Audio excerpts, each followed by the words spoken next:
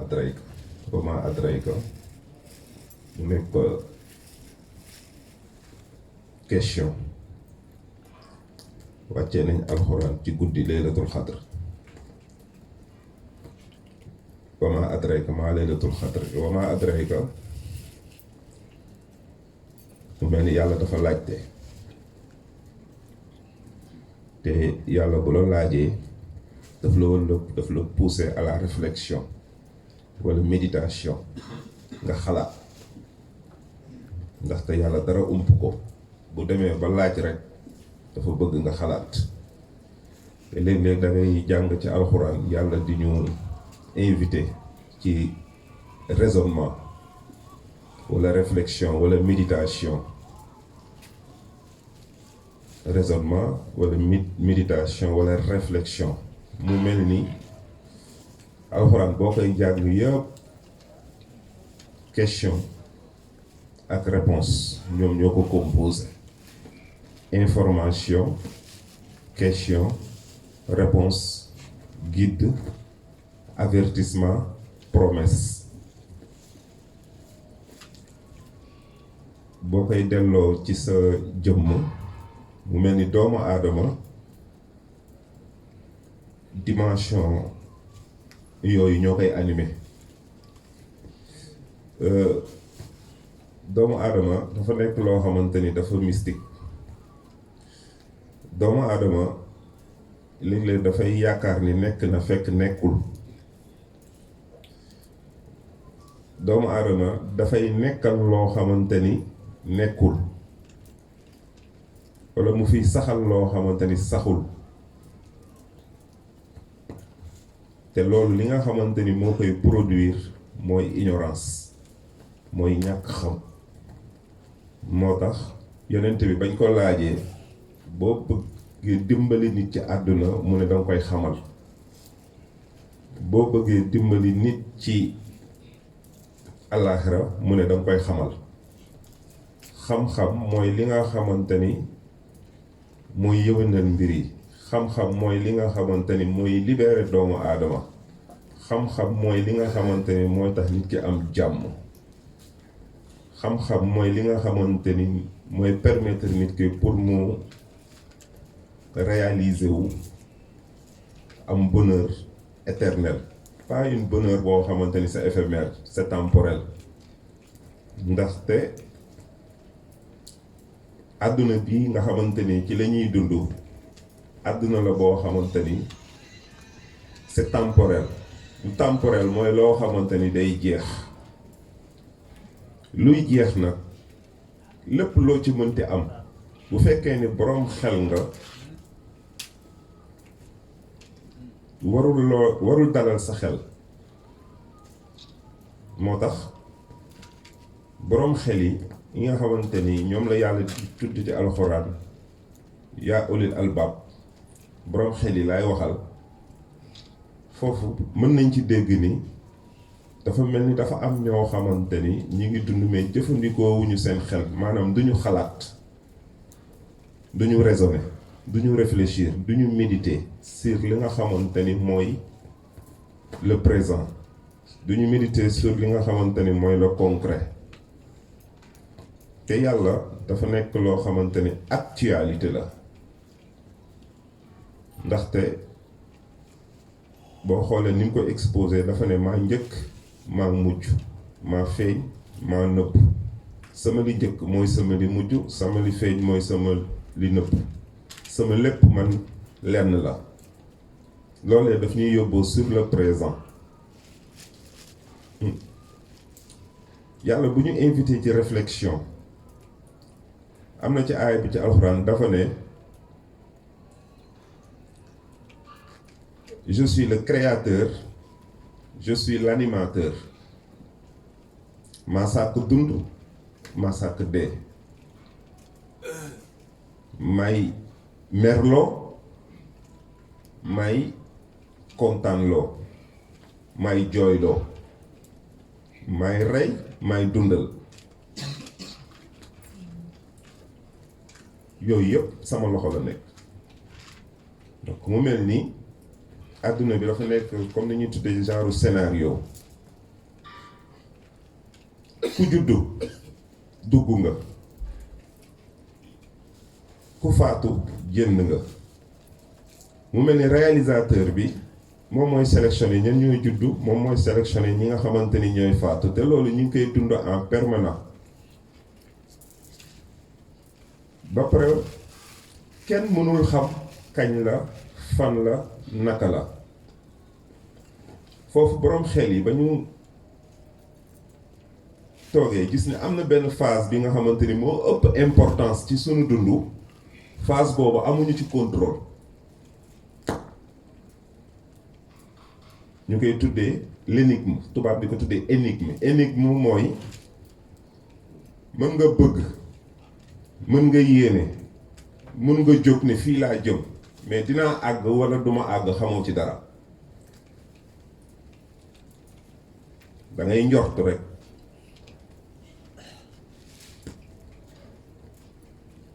jëf ay yitte ngir réaliser li nga xamante ni yow moom nga bëgg, moom ngay aspirer, mais xamuloo ndax loolu nga bëgg wala loolu ngay aspirer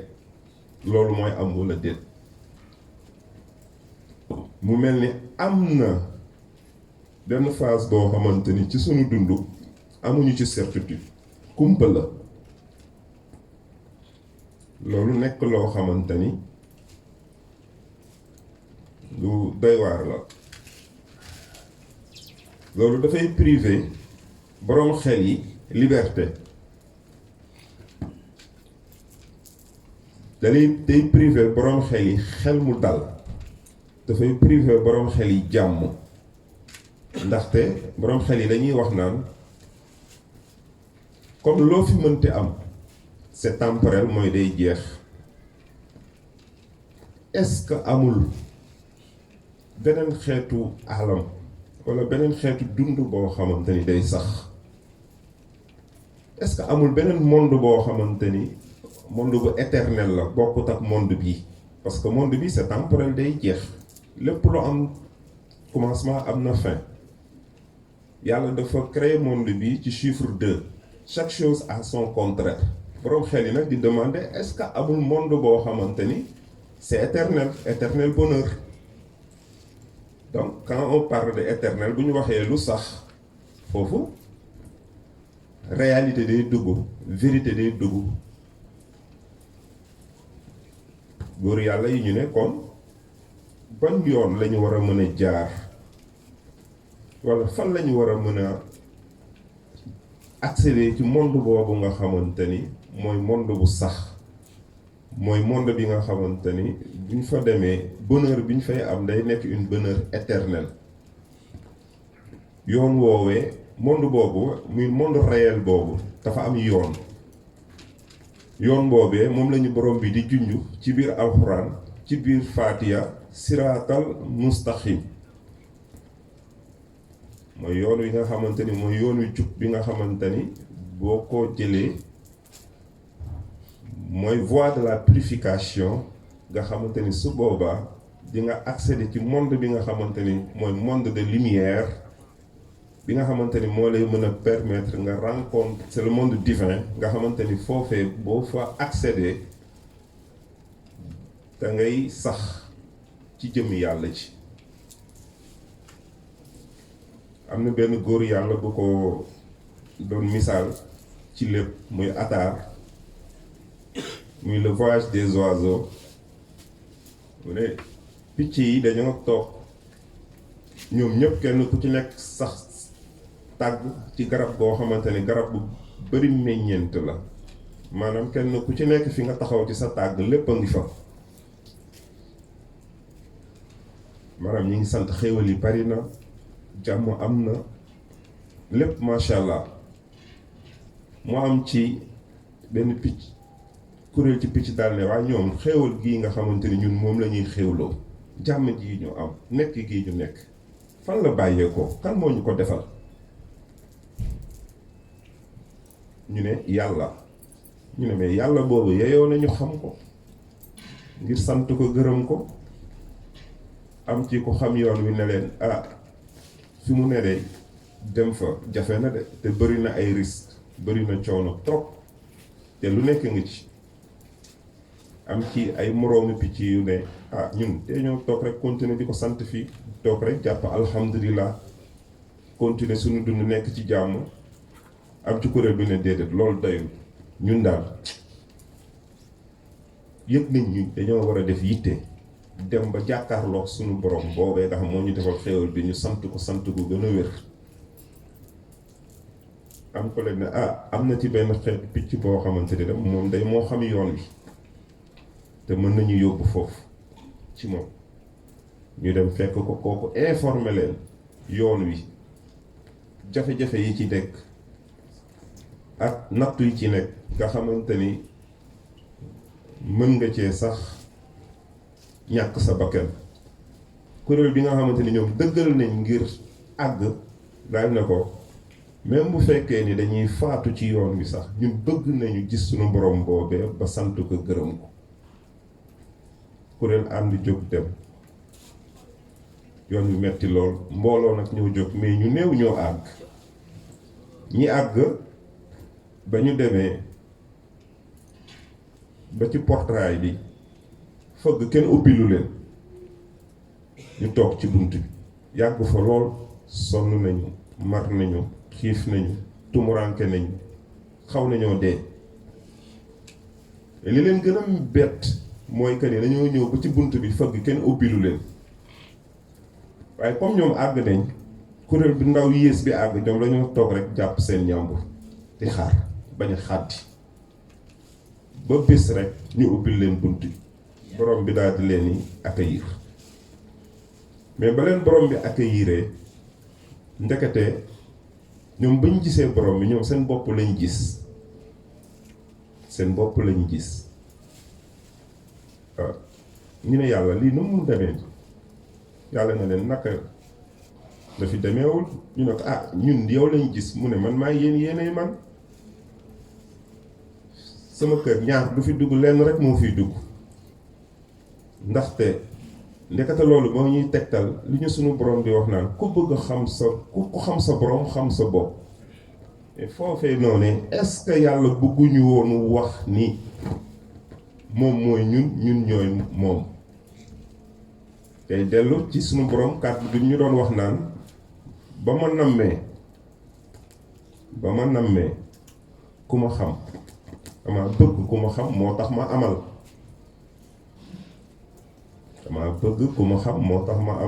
donc kon yàlla ba mu bëggee ku ko xam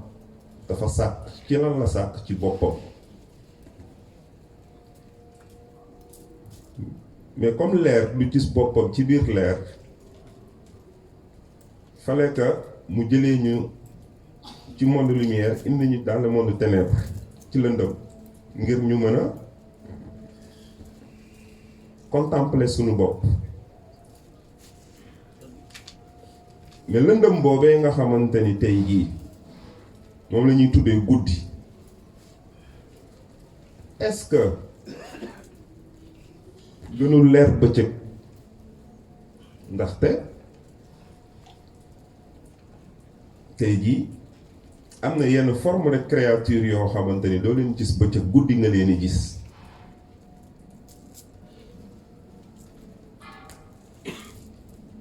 loolee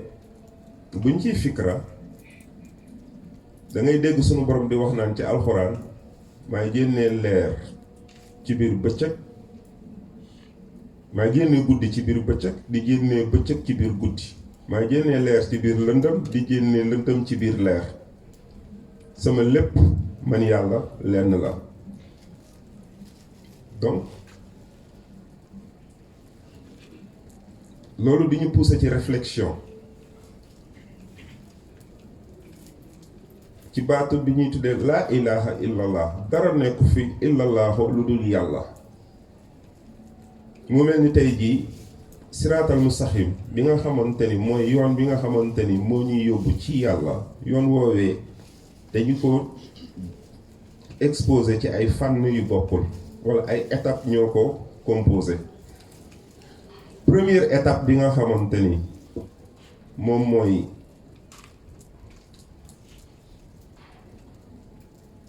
phase bi nga xamante ni mooy phase première bi mooy oubli mooy fàtte mooy moom la ñuy tuddee lëndëm mooy ñàkk xam boobu moom mooy yóbbu ñàkk gëm. yàlla yónni yonent fekk fi ay question yoo xamante ni question yu bari la question yi nga xamante ne ñi nga xamante ni ñoom ñoo am xel moom la ñuy poser parce que mala ak doomu aadama li leen wutale mala bu yeewoo lu mu fekk ci kanamam muy xewlu da ciy xewlu mais du poser question parce que instinct animalam rek lay topp muy bakkenam mais doomu aadama nga xamante ni yàlla da ko jox raison bu yeewoo fekk xéewal ci kanamam soit mu poser question avant mu ciy xéewlu wala bu fekkee ni xiif ak envie ak désir daf ko dominer bu xéewloo ba noppi mën naa poser question mais lii fu mu bàyyee ko mais c'est un peu risqué question boobu muy poser moo différencier moo wutale mala ak doomu aadama donc doomu aadama nit mooy koo xamante ni dafay raisonner nit mooy koo xamante ni dafay nekk chaque fois à la recherche nit mooy koo xamante ni toujours dafay jéem a chercher comprendre la vérité jéem a xam lu nekk fu mu bàyyeekoo lu ko fi indi bu fi bàyyeekoo foofu la jëm fan la jëm pour mën a génn ci monde ténèbre dem ci monde de lumière te diggante monde ténèbre boobu ak monde de lumière boobu dafa am yoon boo xamante ni yoon woowee moom la ñuy tuddee siraatal mustaqiim yoon woowee moom la ñuy tuddee tarixa te yoon la boo xamante ni kenn mënu ko entreprendre te amuloo guide kenn mënu ko entreprendre te amuloo référence wala exemple référence bi nag moom mooy alxuraan guide bi mooy le prophète sallallahu alayhi wa sallam mooy le guide mooy sunu exemple bu fi bàyyeekoo ñi nga xamante ni ñoo donn xam-xam boobee donn liggéey boobu ñoom ñoo war a continuer liggéey boobu te yoon la boo xamante ni foi mooy bunt bi gëm yàlla loo am xel loo nekk intellectuel loo nekk scientifique monde boobu nga xamante ni mooy monde de la lumière mooy monde divin bu fekkee ni gëmoo yàlla mënoo fexe ba accéder ci boo gëmee yàlla ba pare deuxième phase bi mooy loi être justice moom la ñu tuddee charia ginnaaw charia boo ko matalee ba noppi nga xamante ni lépp loo xamante ni nëx-nëx la génn na ci yow ngay doog a jël troisième phase bi mooy tarixa mooy voie tey jii boo demee ci arab charia mi ngi firi yoon woo xamante ni yoonu jéeri la yoon woo xamante ni ci suuf la jaar dem ci tefes mais symboliquement dañ lay xamal ni dëkk bi nga jëm muy monde de la lumière divine dafa nekk ci ginnaaw géej donc croyance moom mooy première étape bi deuxième étape bi mooy justice muy loi tu respectes les lois et les dogmes muy mu amalaat yi ak naka lañ koy tuddatee ibaadaat yi ak mu amalaat yi moom mooy premier mooy charia moo composé charia muy te ibaadaat yi ak mu amalaat yi ibaadaat yi mooy bu fekkee ne da nga ne gëm nga yàlla dina la mettre à l'épreuve digal la tere la ndigal loolu ak tere yi boo ko jëfee foofu da ngay wone ni respecté nga sa borom te ragal nga ko muamalaat yi mooy sa digganteeg sa morom aussi nga nekk ci koo xamante ni li nga yéene sa bopp nga yéene sa morom loo bëggul ku la ko def doo ko def sa morom loolu moom mooy li nga xamante ni mooy la règle d'or boo ko respecté ba noppi nag su boobaa loolu mooy àgg nga ci tefes gi su boobaa pour nga mën a jàll géej gi il faut que nga jël changer waruwaay boobu la ñuy tuddee tarixa mooy gaal gi ñu ngi koy jow ci géej ban géej gu ñuy tuddee géeju mahrifatu billah géeju xam-xamu xam yàlla ci lañ lay jaarale sur les étapes yi nga xamante ni moom nga war a traverser ngir àgg ci dëkk bi ñuy tuddee axixa mooy réalité donc yoon bi li ko composé mooy foi loi voie réalité c'est le monde réel mais le monde réel boobu boo fa demee ba dugg fa nag foofu tu vois ce qu'on appelle les merveilles divines boobu da ngay contempler la beauté divine loolooy indi fannaaw ndekete yow sa lépp yàlla la ndekete yow li nga fiy gis lépp yàlla la ndekete àdduna bi lu bon amul ñàkk xam rek moo fi am foofu dimension boobu yaa ngi dugg ci benn dimension boo xamante ni yaa ngi dund li ñuy tuddee mahabba muy le vrai amour mbëggeel foofu ngay demee nag di dund dimension bi nga xamante ni moom moo lay mooy symboliser la cause de ton existence bi yàlla di wax naan la ma bëggoon ñu xam ma moo tax ma amal kon amour mooy première faculté bi njëkk a manifesté wu ci yàlla moo tax yàlla lépp daf ko créer à base de l'amour amour mooy religion universelle kenn mënul dund te du bëgg amour mooy permettre nit ki nekk ci mooy yàlla lu yàgg yàlla may ko temps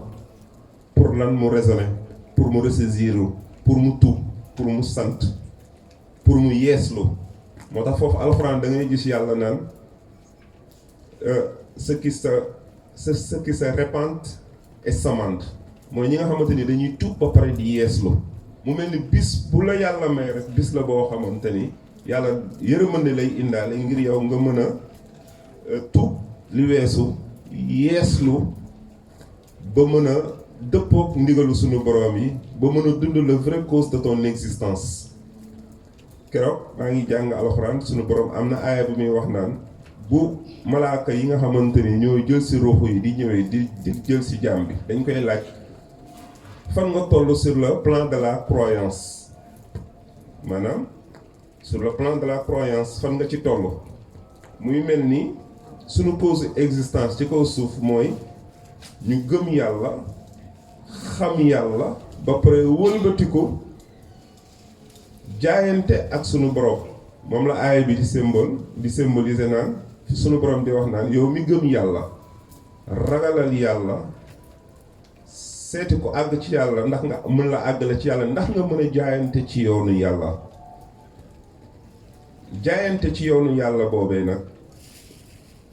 ci benn dimension rek lañ ko mën a defee mooy ci dimension xam ndaxte boo xamul bëgg ni nga war a bëggee doo ko mën a bëggee ndaxte gëm rek doyul foo xam ñëw pour nga mën a décrocher liberté